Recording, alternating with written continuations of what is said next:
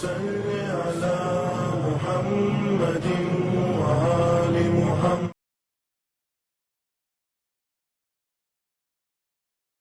اعوذ باللہ من الشیطان الرجیم. بسم اللہ الرحمن الرحیم.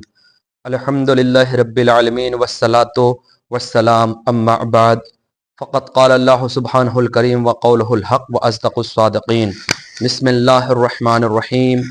حقا علی المحسنین. ناظرین محترم، السلام علیکم ورحمۃ اللہ وبرکاتہ. پروردگار عالم کا ارشاد گرامی یہ ہے کہ ہم اسی طریقے سے نیک کام کرنے والوں کو ان کا حق دیا کرتے ہیں. ہمارا یہ ایپیسوڈ منحصر ہے رسالۃ الحقوق امام سجاد علیہ الصلوۃ والسلام کے اوپر، جو امام نے بیان کیا ہے. اس سے پہلے میں نے بیان کیا تھا کہ پچھلے ہفتے میں کہ ماں کا حق کیا ہے، اور آج انشاءاللہ تعالی بیان کریں گے باپ کا حق کیا ہے. اور پروردگار عالم نے جو باپ کے حق حقوق بیان کیے، یا باپ کی چیز بیان کی ہے، باپ کے بارے میں بیان کیے، یا امام سجاد علیہ الصلوۃ والسلام نے والد کے سلسلے میں، باپ کے سلسلے میں جو حقوق بیان کیے ہیں، انشاءاللہ تعالی وہ آپ کو پہنچائیں گے. اور پہنچانا کمال نہیں ہے اور سننا کمال نہیں ہے. کمال یہ ہے کہ ہم سب مل کر اس پر عمل کریں، تاکہ ہم مولا کے اقوال پر عمل کر سکیں کم سے کم. امام فرماتے ہیں وَأَمَّا حَقٌّ أَبِيكَ فَتَعْلَمَ أَنَّهُ أَصْلُكَ وَأَنَّكَ فَرْعُهُ وَأَنَّكَ لَوْلَاهُ لَمْ تَكُنْ فَمَهْمَا رَأَيْتَ فِي نَفْسِكَ مِمَّا إِلَى آخِرِهِ. امام فرماتے ہیں، یعنی مولا سجاد علیہ السلام فرماتے ہیں کہ تمہارے اوپر تمہارے باپ کا حق یہ ہے کہ تمہیں یہ معلوم ہونا چاہیے کہ وہ تمہاری اصل بنیاد ہے، یعنی اصل ہے، بنیاد ہے، اور تم اس کی کیا ہو؟ فرع ہو، تم اس کی شاخ ہو. اور اگر وہ نہ ہوتے تو تمہارا وجود نہ ہوتا. لہذا ہمیں یہ سوچنا چاہیے کہ آج ہمارا وجود باقی ہے تو کس کی بنیاد پر باقی ہے؟ ہمارے باپ کی بنیاد پر باقی ہے. باپ واقعاً کبھی کبھی ایسا ہوتا ہے کہ انسان ایک مثال دیتا ہے کہ باپ جو ہے سائے دار درخت کے مانند ہے. تو کبھی میں سوچتا ہوں کہ سائے دار درخت ایسا ہوتا ہے کہ جب اس کے نیچے جو ہے ایک چھوٹا سا درخت لگا دیا جاتا ہے تو بزرگان اس بات کی تائید کریں گے، ناظرین میں محترم اس بات کی تائید کریں گے کہ وہ چھوٹا درخت پھر بڑھ نہیں پاتا اس بڑے سائے دار درخت کے نیچے اگر لگا دیا جائے. لیکن باپ اس سے بڑی منزل کا نام ہے. مثال ہی نہیں دی جا سکتی، مثال ہی نہیں دی جا سکتی. باپ تو وہ ہوتا ہے جو زندگی کی ریس میں اپنے بچے کو جتانے کے لیے، اپنے بچے کو کامیاب ہونے کے لیے، کامیاب دیکھنے کے لیے خود وہ ریس ہار جاتا ہے، اور زندگی بھر اس فکر میں رہتا ہے کہ ہمارا بچہ کامیاب ہو جائے. ہمارا بچہ بس وہ یہ چاہتا ہے کہ ہمارا بچہ اس منزل پر پہنچ جائے جس کو ہر طریقے کی آسائش اور آرام ہو. آپ کو معلوم ہے ناظرین محترم، باپ کیا کرتا ہے؟ باپ جو ہے جاتا ہے، جو لوگ مزدوری کرتے ہیں، جو لوگ روزانہ کام کرتے ہیں، وہ جب گھر واپس ہوتے ہیں اور واپس ہونے کے بعد ان سے کوئی پوچھتا ہے، یا خود جو ڈیوٹی پہ رہتے ہیں، جاب پہ جاتے ہیں، ان سے کوئی پوچھے گھر واپس ہونے میں کیا کل چلو گے کام پہ؟ تو وہ کہتے ہیں دیکھا جائے گا، بہت تھکے ہوئے ہیں، سمجھ میں نہیں آتا کیا کریں کیا نہیں کریں. لیکن جب گھر پہنچے اور گھر پہنچنے کے بعد شام میں بچوں نے پیار سے بابا، ڈیڈی، پاپا، ایکس وائی زیڈ جو بھی بولتے ہیں بچے بولے، اور بولنے کے بعد بیوی نے ایک گلاس پانی پلایا، خدا کی قسم اب ان سے کوئی پوچھتا ہے کہ چلو گے؟ تو یہ کہتے ہیں کیوں نہیں جائیں گے؟ ڈیوٹی پہ چلو گے کیوں نہیں جائیں گے؟ جاب پہ چلو گے کیوں نہیں جائیں گے؟ کام کرنے چلو گے کیوں نہیں جائیں گے؟ بھائی پوچھو کیوں نہیں جاؤ گے؟ کیوں جاؤ گے؟ کہتے ہیں معلوم ہے آپ کو میرے بچے ہیں، میری بیوی ہے، اگر نہیں جائیں گے تو پھر یہ بھوکے رہیں گے، یہ پریشان حال ہوں گے. یعنی وہ فکر جو ذہن میں بٹھا کر رکھتا ہے، جو ماں 9 مہینے اپنے شکم مادر میں بچے کو رکھتی ہے، اسی طریقے سے باپ، بہرحال وہ بوجھ تو نہیں کہہ سکتے لیکن بوجھ سے بڑھ کر ہے، وہ ذہنی بوجھ اٹھاتا ہے. ذہنی بوجھ اپنے ہمیشہ کام کرتا ہے، بچے کی فکر ہے، بچہ کامیاب ہو جائے، بچہ کی نوکری لگ جائے، بچے کو ڈیوٹی مل جائے، بچے کو بہترین جاب مل جائے، وہ پریشان رہتا ہے. ایک مزدور ہے باپ، یا رکشہ چلا رہا ہے، کچھ بھی کر رہا ہے، جب واپس ہوتا ہے گھر سے معلوم چلا 300 روپیہ ملا، 400 روپیہ ملے، اور اس نے سامان لیا، یہ ضرورت ہے گھر کے، اس کے پاس 10 روپے بچا، 10 روپے بچا، اور وہ نے سوچا کہ آج کل آم کا زمانہ ہے، آم کا زمانہ ہے، ایک مثال کی طرح آم لے لیا، کیلا لے لیا، کچھ بھی لے لیا، کیلا لے لیا 10 روپے کا، اس لیے کہ میرا بچہ کھانے لگا ہے. اور جب آیا گھر میں اور آنے کے بعد اس نے چھیلا، اور چھیلنے کے بعد اپنے بچے کو کھلایا، اور جب بچہ کھانے لگتا ہے معلوم بڑا ہنس کے بولتا ہے، اجی دیکھتی ہو کتنا بچہ کھانے لگا، میرا بیٹا کھانے لگا، ماشاءاللہ کل سے انشاءاللہ تعالیٰ اور لے کے آئیں گے. یہ کہتا ہے کون کہتا ہے؟ باپ کہتا ہے.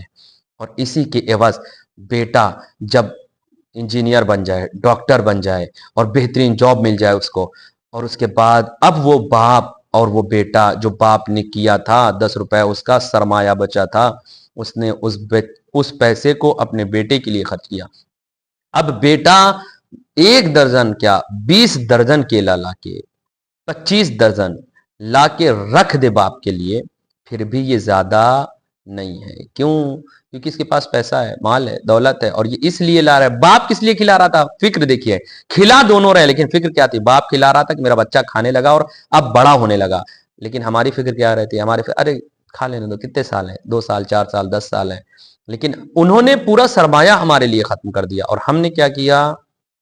ہم نے اپنے صرف اس بنیاد پر، یعنی اپنا کچھ رقم اپنے باپ کو دیا، یعنی اپنے باپ کو وہ چیز لے کے، اپنے والد کو وہ چیز لے کے آئے کہ یہ کھائیں. عزیزوں، باپ بہت ہی عظیم نعمت ہے. ان سے پوچھیں جن کا باپ اس دنیا میں نہ ہو، تب سمجھ میں آتا ہے. یہ ساری چیزیں گزرنے کے بعد سمجھ میں آتی ہے. زندگی میں قدر نہیں ہوتی، زندگی کے بعد قدر ہوتی ہے. کیا فائدہ زندگی کے بعد ہم نے قدر کیا تو؟ باپ انگلی پکڑ کر چلاتا ہے، مجلس میں، مسجد میں، ہر جگہ لے کر جاتا ہے، سکھاتا ہے، تعلیم دیتا ہے. یہ حق ہے.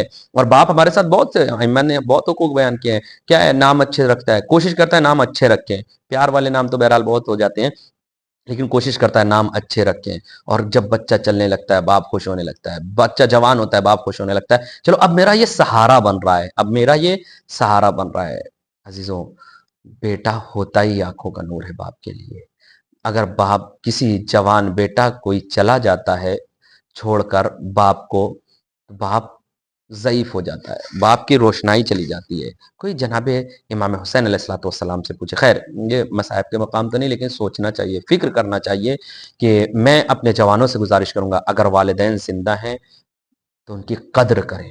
جانے کے بعد اگر ہم نے مجلس کرائی تو کوئی فائدہ نہیں ہے. وہ مجلس جو جانے کے بعد کرانا چاہتے ہیں وہ زندگی میں ان کے اثاثے پہ لگائیں، ان کو زندگی میں جو چیز کی ضرورت ہے وہ دیں. ہمیں کیا ہے؟ ہم بچپن میں باپ سے پوچھتے ہیں بابا یہ کیا ہے؟ باپ 25 مرتبہ بتاتا ہے، لیکن ایک مرتبہ پوچھتا ہے بیٹا کیا ہو گیا؟ ارے چپ رہیے آپ، میرے میٹر میں مت پڑیے نا. ایسا نہیں کرنا چاہیے.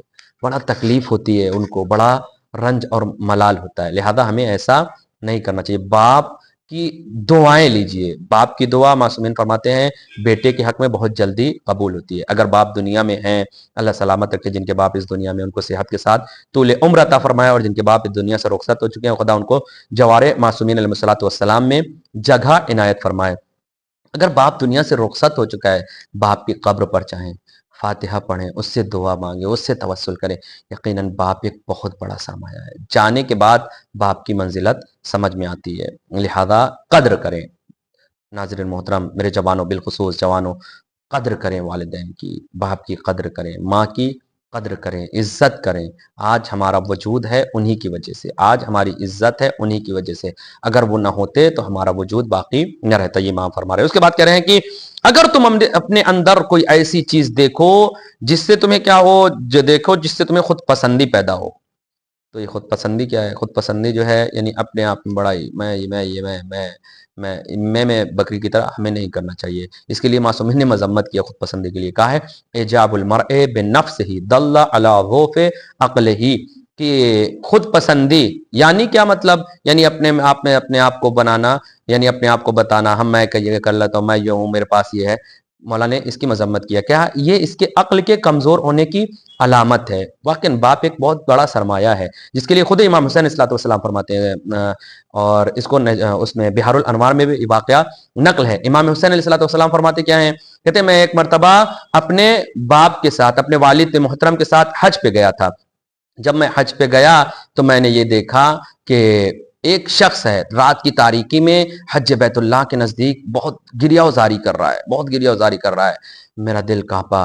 میرے والد نے کہا کہ یہ کون ایسا شخص ہے، کون ایسا ہے، جا کر اس کو مجھے تک بلا کر لاؤ. میں گیا اور جانے کے بعد اس شخص کو سلام کیا، اور سلام کرنے کے بعد کہا یہ گریہ وزاری دعا میں لگا ہوا ہے. میں نے کہا آپ کو میرے والد نے طلب کیا ہے، بلایا ہے. تو یہ جلدی سے نماز کو ختم کیا، اپنی دعاؤں کو ختم کیا، میرے والد کے پاس ہے. اور میرے والد نے پوچھا، یعنی امام علی علیہ السلام نے پوچھا کیا ہوا؟ تمہیں ایسا کیا ہوا؟ تم ایسے کیوں گریہ وزاری کر رہے ہو؟ تم اس طریقے سے کیوں رو رہے ہو؟ اس نے کہا کہ میں اپنے باپ کے نفرین کا شکار ہوں. میرے باپ کے لعنت کا شکار ہوں، میرے باپ کے بد دعا کا شکار ہوں۔ پھر امام علی علیہ السلام نے ماجرا پوچھا کیا ہوا تھا؟ کہا میں کبھی کبھی باپ کے اوپر اپنے غصہ ہو جاتا تھا، کبھی کبھی میں اپنے باپ کو مار دیتا تھا، کبھی ایسا ہوا کہ میں نے کیا کیا کہ میں نے دیکھا کہ میرے باپ کے پاس، میرے والد کے پاس کچھ پیسہ ہے، میں نے ان سے پیسے سے چھینا، اور چھیننے لگے تو میرے والد جب منع کرنے لگے، میرا باپ جب منع کرنے لگا تو میں نے انہیں دھکا دیا، جب دھکا دیا تو وہ گر گئے، اور جب گرے تو ان کے درد ہونے لگا، جب درد ہوا تو اس کے بعد انہوں نے دعا کیا کہ خدایا، نماز روزہ رکھا، انہوں نے دعا کیا خدا مجھے حج بیت اللہ کا شرف حاصل ہو۔ جب وہ آئے، میں ان کے ساتھ ساتھ تھا، جب وہ آئے اور آنے کے بعد اسی مقام پر جہاں پہ میں گریا کر رہا تھا، وہاں پاس آنے کے بعد میرے اوپر نفرین کیا، میرے اوپر لعنت کیا، میرے لیے بد دعا کیا، اور ابھی تک ہاتھ بلند تھے بد دعا کر رہے تھے کہ فوراً میرے ساتھ وہ حادثہ پیش آیا کہ اچانک سے میرے درد اٹھا، جب سے درد اٹھا میں نے اپنے اس اعضاء و جوارے کو دیکھا تو میرے اس میں فالج پڑ چکی تھی، لقوہ مار چکا تھا، اس کے بعد میرے درد ہوا، وہیں سے میری پریشانی، وہیں سے میری مشکلات شروع ہو گئی۔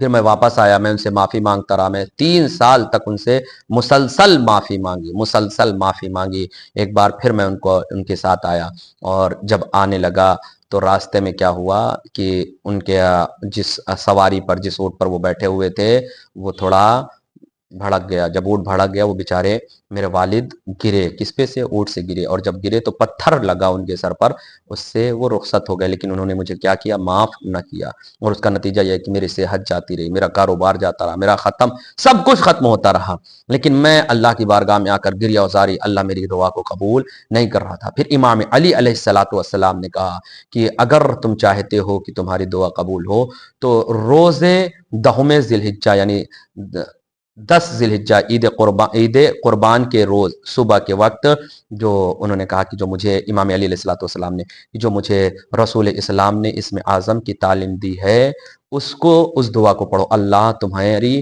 خطاؤں کو بھی معاف کر دے گا، تمہاری فقر اور فاقہ کو بھی دور کر دے گا، تمہارا خدا تم سے راضی بھی ہو جائے گا، اور تمہارے ماں باپ بھی تم کو شاید ہو سکتا ہے بخش دیں۔ امام سے کہنے لگا کہ وہ یہی جگہ تھی جہاں پہ امام حسین ہمیں پائے ہیں یا ہم سے ملنے گئے ہیں، وہی جگہ تھی جہاں پر میرا والد بیٹھ کے مجھے بد دعا کر رہا تھا، اور آج بھی ہم بیٹھ کے وہاں پہ دعا کرتے ہیں خدایا مجھے معاف کر دے، لیکن آج میرے پاس کچھ نہیں ہے۔ پھر امام علی علیہ السلام نے اس دعا کو تعلیم دی جو رسول اسلام نے خود امام علی علیہ السلام کو تعلیم دی تھی، جیسے اس نے پڑھا، اور پڑھنے کے بعد کچھ دن بعد وہ امام کی خدمت میں حاضر ہوا اور کہنے لگا مولا جیسا آپ نے کہا تھا ویسے میرا فقر دور ہوا، میرا فاقہ دور ہوا، میری تندرستی آ گئی، میری پریشانیاں، میری بیماریاں سب دور ہوتی چلی گئی، اور خدا مجھ سے شاید راضی ہو گیا۔ وہ دعا ہے کہ جو 10 ذی الحجہ کو پڑھی جاتی ہے، میں اپنے دوستوں سے، اپنے ناظرین سے کہوں گا کہ ضرور اس دعا کو پڑھیں جو امام علی علیہ السلام کو رسول خدا نے تعلیم دی۔ انشاءاللہ تعالی ویڈیو کے آخر میں ہم دعا کی اسکرین شاٹ لگا دیں گے اور دعا لگا دیں گے، لہٰذا آپ لوگ اس دعا کو دیکھیں اور لکھیں اور پڑھیں، اگر مل رہی ہے آپ کو، دستیاب ہو جا رہی ہے تو اس کو پڑھیں۔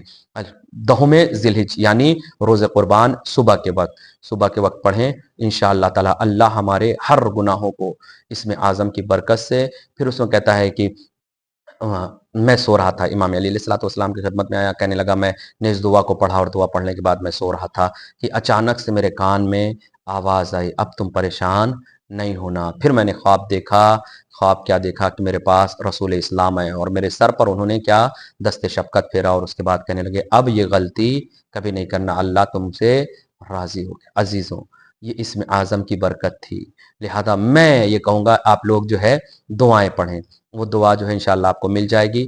اور میں بار بار کہوں گا کہ والدین کو ناراض نہ کریں، اگر والدین ناراض ہو گئے تو کبھی بھی ہمارا رب، ہمارا خدا ہم سے راضی ہونے والا نہیں ہے۔ لہٰذا ناظرین محترم اپنے والدین کو راضی رکھیں، اپنے ماں کو راضی رکھیں، اپنے باپ کو راضی رکھیں۔ والسلام علیکم ورحمۃ اللہ وبرکاتہ۔ اللہم صلی علی محمد وعلی محمد وعجل فرجہم۔